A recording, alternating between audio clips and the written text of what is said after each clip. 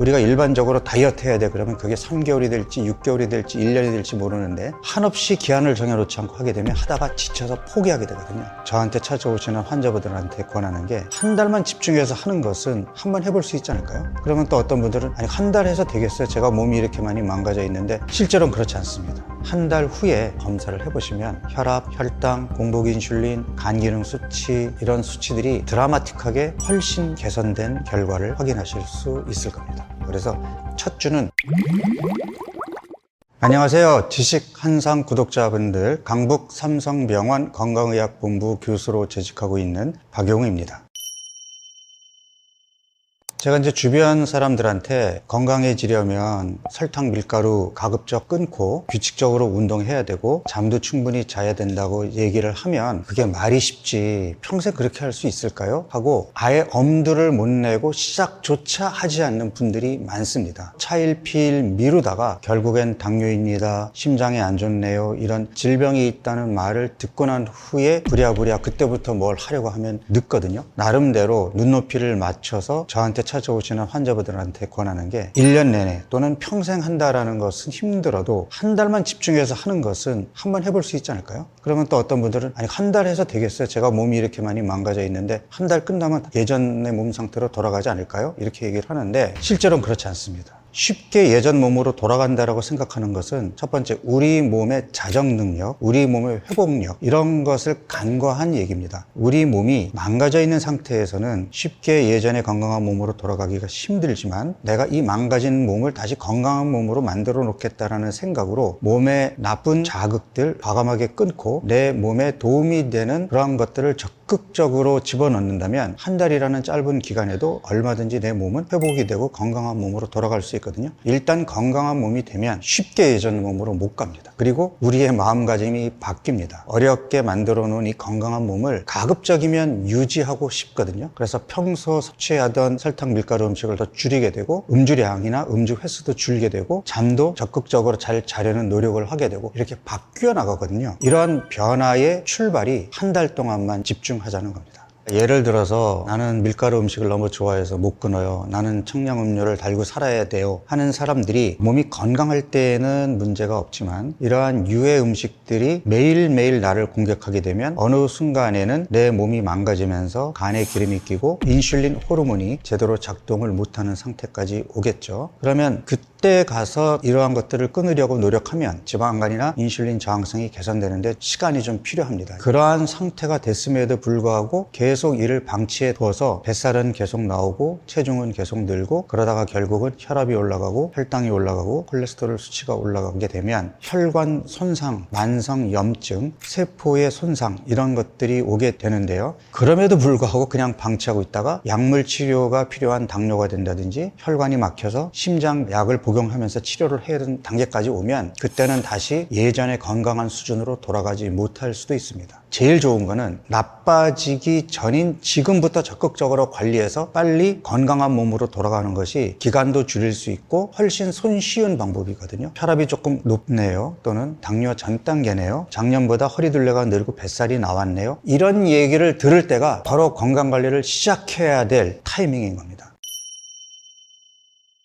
개개인의 몸 상태, 체질, 건강 상태가 다 다르기 때문에 단정적으로 4주, 한 달이면 모두 다 건강해질 수 있습니다 이렇게 말은 못합니다. 대사 이상이 없는 건강하지만 뚱뚱한 사람도 있고 인슐린 저항성이 있으나 체중은 정상인 사람도 있고 체중이 많이 나가면서 지방간과 인슐린 저항성이 있으나 당뇨까지 가지 않은 사람이 있고 사람들이 이렇게 제각각인데 한 달만 박용우 프로그램 하면 다 건강해집니다 이렇게는 저도 단정적으로 얘기를 못하겠죠. 하지만 내가 지금 어떤 건강 상태에 있든 한 달 동안 집중해서 내가 몸 관리를 하는데 지금보다 건강해지지 않을 수 있을까요? 많이 망가져 있다면 한 달 동안 집중해서 몸을 어느 정도 건강한 몸으로 만들어 놓고 이 몸을 유지하는 유지기 전략으로 갔다가 다시 몸을 추스려 놓으면 이렇게 단계적으로 차근차근 하게 되면 우리가 일반적으로 다이어트 해야 돼 그러면 한없이 기한을 정해놓지 않고 하게 되면 하다가 지쳐서 포기하게 되거든요. 한 달만 할 거야 라는 기간을 정해놓게 되면 그 기간 동안에 집중할 수 있고 집중하기 때문에 더 좋은 결과가 나옵니다. 그리고 몸을 바꾸는 프로그램과 바뀐 몸을 유지하는 것은 완전히 다른 개념이에요. 유지하는 건 훨씬 수월해요.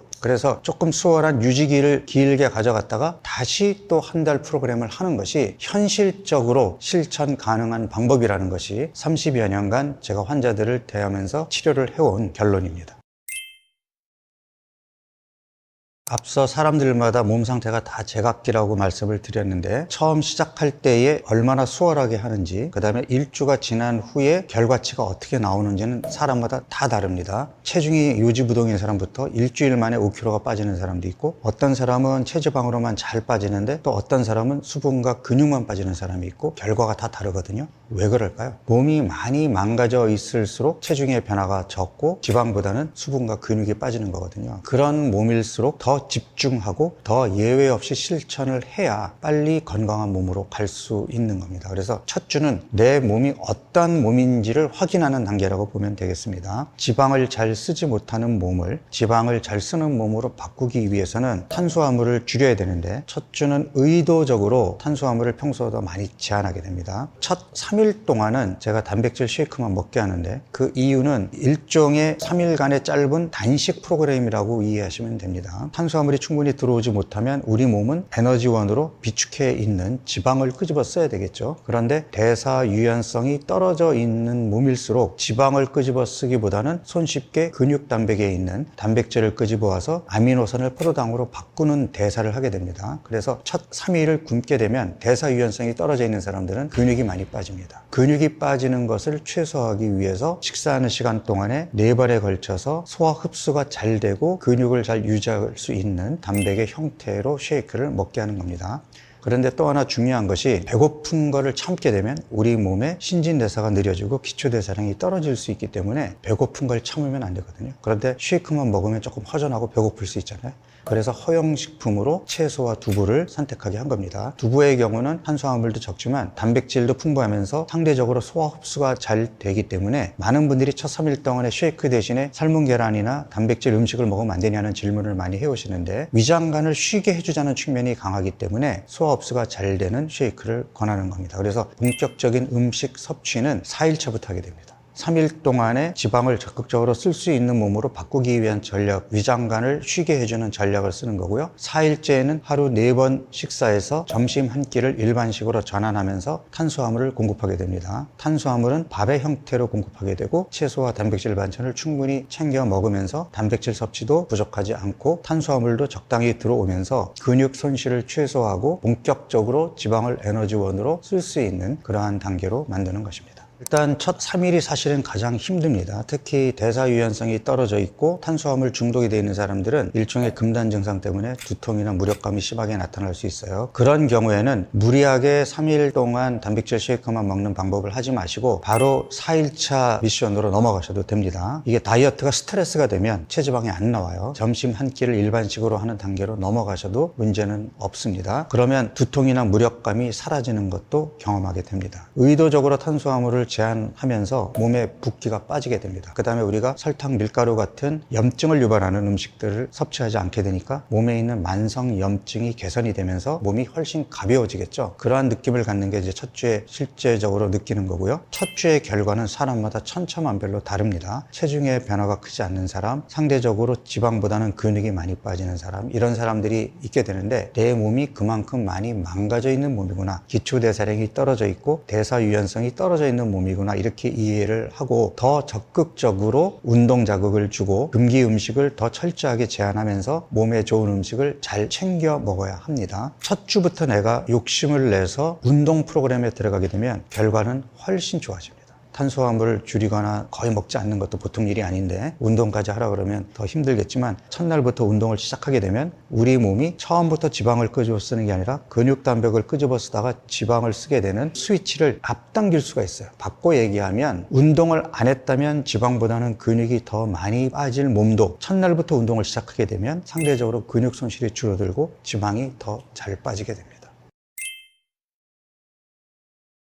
2주차로 넘어가서는 1주차에서 지방을 잘 쓰지 못했던 우리 몸이 할 수 없이, 왜냐하면 탄수화물을 의도적으로 제한을 했으니까 비축해둔 지방을 끄집어 쓰는 모드로 바뀌었단 말이죠. 그러면 이번에는 활성화시킬 수 있게끔 해야 되겠죠. 그래서 2주차에는 아침과 오후 간식은 여전히 쉐이크 형태로 단백질을 공급하는, 그 다음에 점심, 저녁 두 끼는 일반식으로 채소와 단백질을 배고프지 않게 하루에 4번 단백질을 공급하고 충분히 챙겨 먹는 전략으로 가게 됩니다. 물론 탄수화물은 밥의 형태로 점심 한 끼에 먹게 되겠죠. 콩류나 견과류가 허용이 되기 때문에 콩밥으로 드셔도 좋고, 오후에 단백질 쉐이크를 섭취할 때 견과류를 간식으로 함께 섭취를 해도 됩니다. 물론 샐러드를 먹는데 뿌려 먹어도 괜찮겠죠. 탄수화물의 허용량이 조금씩 늘어나면서 이제 본격적으로 체지방을 끄집어 써야 되는 그런 모드로 진입을 하는데, 이때 필요한 전략이 간헐적 단식입니다. 제가 지금 잘 챙겨 먹으라는 걸 강조했어요. 그래서 잘 챙겨 먹다가 간간히 굶는 간헐적 단식을 하는 겁니다. 처음에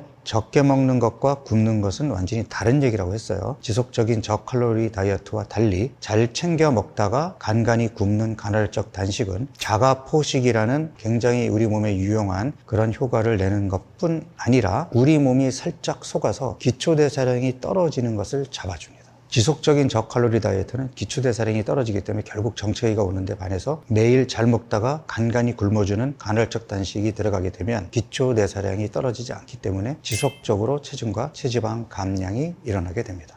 평소에 좋아했던 음식들이 이제 많이 당길 텐데요. 설탕이나 밀가루 음식, 과일도 포함이 됩니다. 제가 금기 음식을 절대 먹지 말라라고 얘기하는 이유는 중독성이 강합니다. 중독성이 강한 음식들은 아예 입에 대지 말아야지, 조금만 먹어야지 하고 입에 대는 순간 정신줄 놓고 실패하게 됩니다. 계속 강조하는 것이 예외가 없어야 된다. 금기 음식은 절대 먹으면 안 된다라는 걸 강조하는데, 그러면 사실은 채소와 단백질로 배불리 먹긴 해도 허전함이 있을 거예요. 그 허전함이 바로 탄수화물에 대한 욕구, 가짜 배고픔이거든요. 그럴 때는 허용식품 범위 내에서 가급적이면 배불리 먹으려고 노력을 해야 되고요. 플레인 요거트를 활용을 해도 됩니다. 생양배추나 데친 양배추를 찍어서 먹어도 좋고, 아쉬움은 있겠지만 단맛은 단맛을 부르기 때문에 내 몸이 단맛에서 조금 멀어질 때까지는 힘들어도 참아야 됩니다. 그래서 허전한 마음이 들 때는 허용식품 범위 내 음식들을 더 챙겨 먹으면서 몸을 달래시는 게 좋습니다.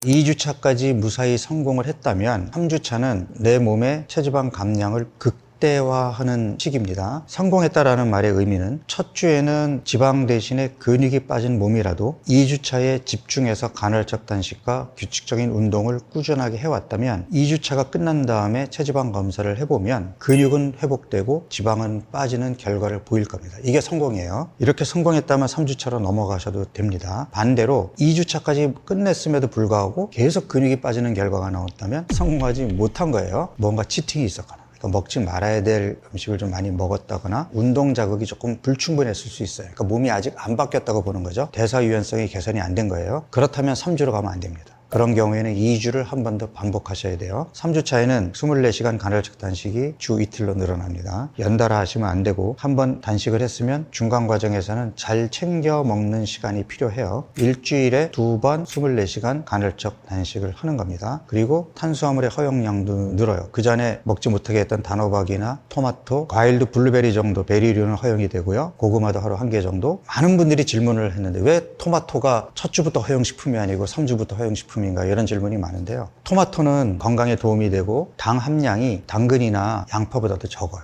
문제는 달달한 맛이 있기 때문에 단맛에 빠진 사람들은 토마토라도 먹어야 되겠다 그래서 토마토를 많이 드실 수 있거든요. 그래서 제가 못 먹게 한 거예요. 단 게 땡길 때마다 난 방울토마토를 먹겠어 하고 많이 드시는 것보다는 적당히 드시는 게 좋겠죠. 2주차에 일주일 중에 하루를 24시간 단식을 했어요. 그러면 일주일 중에 하루는 한 끼밖에 안 먹은 거예요. 그러면 일주일치를 다 더해서 7로 나누면 하루에 먹은 평균 섭취량은 내가 배불리 먹었다고 하더라도 평균은 떨어지게 되거든요. 적게 먹은 효과가 나오는 거예요. 그런데 근육이 늘고 지방이 빠지거든요. 이게 간헐적 단식의 묘미입니다. 3주차에는 일주일에 이틀을 24시간 단식을 하는데에도 불구하고 근육은 다시 더 회복되고 체지방은 더 많이 빠집니다. 신기하죠? 사실은 칼로리의 개념으로는 설명할 수 없는 우리 몸의 생리나 대사 과정을 제대로 이해해야만 설명이 가능한 그런 내용이에요. 그래서 3주차가 4주 프로그램에서 내 몸을 개선시키는 그런 속도를 가속화할 수 있는 그러한 단계라고 생각하고 집중을 해주시면 아주 좋은 결과가 나올 겁니다.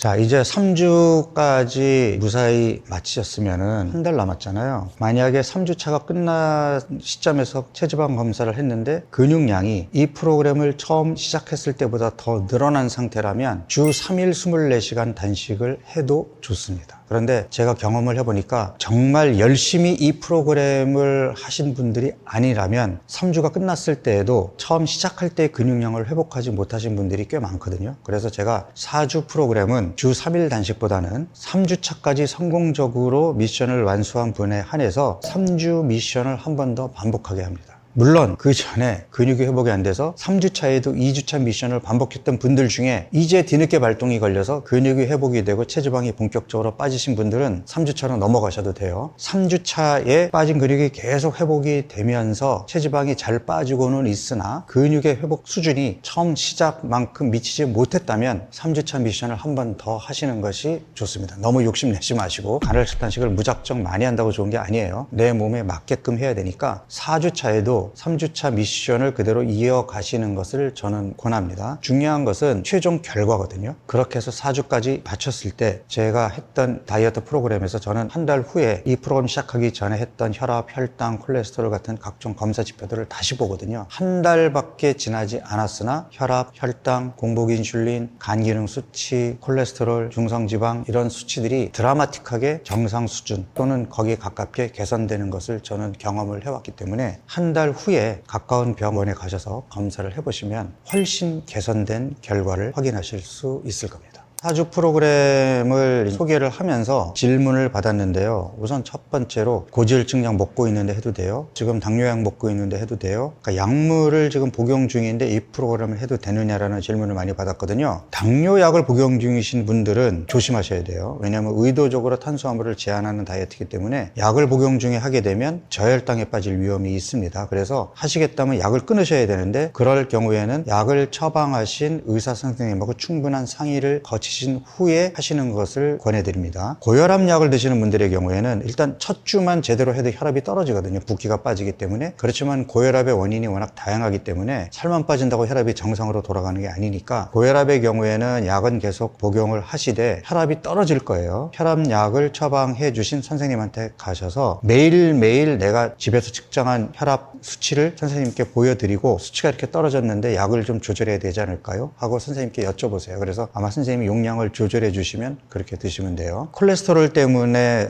스타틴을 드시는 분들, 지방간 때문에 간장약을 드시는 분들은 약을 끊으셔도 됩니다. 약을 끊으신다고 해서 갑자기 무슨 일이 벌어지진 않아요. 제대로 잘 하면 지방간이나 콜레스테롤 혈증이 개선되는 결과가 나올 수도 있기 때문에 열심히 하면 내가 약을 줄이거나 끊어볼 수도 있겠네라는 좋은 결과가 나올 수 있거든요. 통풍 예방 목적으로 고요산 혈증에 대한 치료제를 드시는 분들이라면 그 약을 드시면서 해도 됩니다. 요산 수치는 낮을수록 좋기 때문에 약으로라도 요산 수치를 떨어뜨리면서 하는 것은 결과에 도움이 될 수 있습니다. 그리고 커피에 대한 질문이 많은데 처음에 이 프로그램을 시작할 때에는 4주 내내 커피를 금했어요. 여기에는 여러 가지 의도가 있는데 중독성이 있는 음식, 설탕, 알코올, 카페인 요걸 한번 끊어보자는 거였는데 직장인들을 대상으로 이 프로그램을 하다 보니까 난리가 난 거예요. 첫 주만 커피를 끊게 하고 두 번째 주부터는 오전에 한해서 블랙커피를 한 잔을 허용을 했는데 커피를 끊게 한 제일 큰 이유는 수면의 질입니다. 커피를 자주 또는 많이 드셨던 분들은 숙면을 한 번도 취해보지 못했기 때문에 본인이 잘 자는 게 숙면이라고 착각하는 거예요. 커피도 끊어볼 수 있겠다 생각하시는 분들은 커피도 한번 끊어보시면 좋습니다.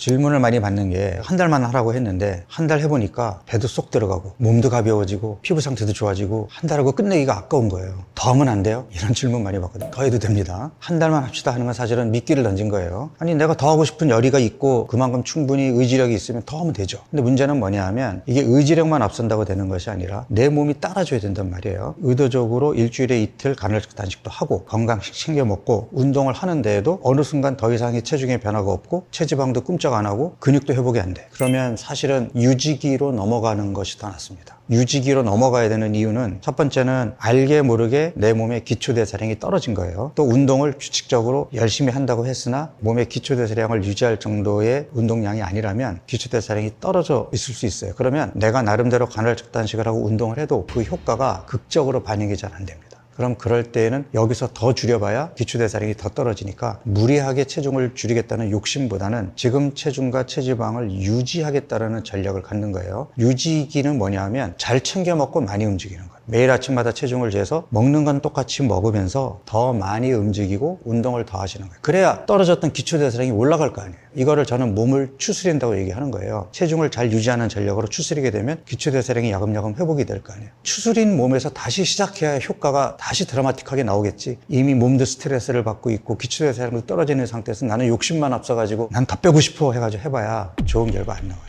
유지기로 넘어가는 거 아쉬워하지 마시고 금기 음식을 간간히 먹어도 되고, 왜? 이미 몸이 좋아졌기 때문에 쉽게 예전 몸으로 안 가거든요. 그렇게 하면서 잘 체중을 유지했다가 다시 몸이 추스려지면 하시면 됩니다. 아주 건강한 몸으로 회복이 됐다면 1년에 한 번만 하셔도 충분합니다. 개인적으로 1년에 한 번을 하는데 저는 1월 달에 하거든요. 1월 달이라는 그 시기가 아무래도 연말에 이제 술자리도 많고 몸이 좀 많이 축나했을 때이기도 하고, 아주 중요한 약속이 아니라면 약속은 미루고 1월 한 달 동안만큼은 내가 운동에 집중하고 7시간의 숙면을 취하고 매 끼니 건강식으로 잘 챙겨 먹고 이런 노력을 한번 해보시자는 거죠. 이 프로그램을 보는 지금 이 순간에 한 달 하셔야 되고요. 조금 아쉬웠던 분들은 내년 1월에 저하고 다시 한번 도전해 보는 겁니다.